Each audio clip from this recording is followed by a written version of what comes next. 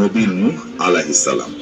নবী নূহ আলাইহিস সালামকে পাঠানো হয়েছিল নবী ইদ্রিস আলাইহিস সালামের পরে। ইসলামী ইতিহাসবিদরা বলেন তাকে ইরাকের মৌসুল অঞ্চলের এক জনগোষ্ঠীর কাছে প্রেরণ করা হয়েছিল। তার জাতি ছিল মূর্তি পূজক। মেসোপটেমিয়ার মানুষরা তখন নানা ধরনের মূর্তি পূজা করত, আর সমাজে অন্যায় ও অশ্লীলতা ছড়িয়ে পড়েছিল। নূহ আলাইহিস সালাম 50 বছর বয়সে নবুয়ত লাভ করেন।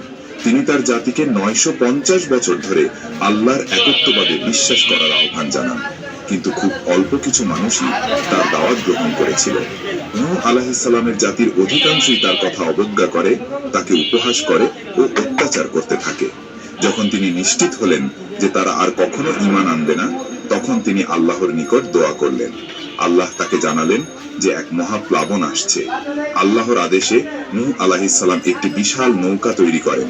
তিনি তাতে ঈমানদারদের ও প্রতিটি প্রাণীর একজোড়া করে আশ্রয় নেন।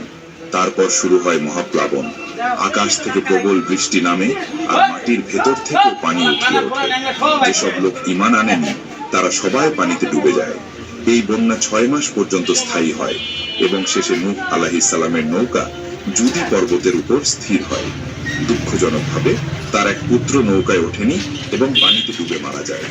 নূহ আলাইহিস সালামের 3 পুত্র ছিল, শাম, হাম এবং ইয়াফিস। এই 3 জনের বংশ থেকেই পরবর্তী মানবজাতি ছড়িয়ে পড়ে। ইসলামী ইতিহাস অনুযায়ী শামের বংশধরদের মধ্যে ছিলেন আরব, বনি ইসরাইল, ইহুদি, আশিরীয়, ব্যাবিলন। বিশ্বাস করব সালেহ আলাইহিস সালাম আল্লাহর কাছে দোয়া করলেন এবং অলৌকিকভাবে সেই পাথর ফেটে বেরিয়ে এলো একটি বিশাল উটনী। এটি ছিল আল্লাহর পক্ষ থেকে একটি স্পষ্ট নিদর্শন। উটনীর দুধ এত বেশি হতো যে পুরো জাতি তাতে